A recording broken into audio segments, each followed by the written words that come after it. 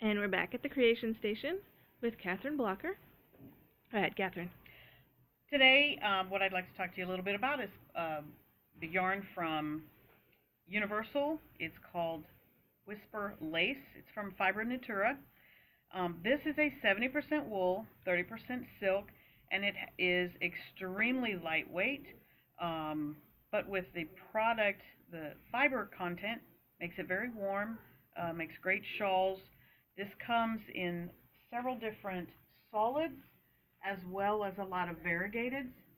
This yarn is wonderful for shawls, for cowls. I've had several customers that have carried a coordinating solid with the variegated and creating a beautiful cowl that doesn't scream variegated but has a lot of interest. A color combination example would be these two.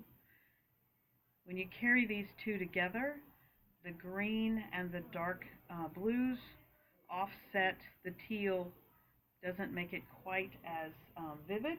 This also looks beautiful with the green. This one is called lemongrass, so it has a lot of yellow in it. Beautiful combination. This company is coming out with additional colors. We have a couple of the newer combinations, denim and stonework. This one is called Cool Ripples, and then the stonework is grays and charcoals. Beautiful combinations. The product that I've made with it is this shawl. I did the variegation and then I started carrying the lemongrass, and I carried it along the edge so that I wouldn't have to tie in a lot of ends. By carrying it along, then I just put a little border on it, and that camouflaged the spaces where I had carried the yarn through, and then put a little border on it. The green gives the eye someplace to rest, as well as giving me enough yarn to make a beautiful length without just a big wide border. This yarn is, as I said, wool and silk. One of the things that, as you experiment with fibers that are new to you, you want to be sure and care for those products as accurately as possible. I always recommend that people new to unique fibers download a laundry guide.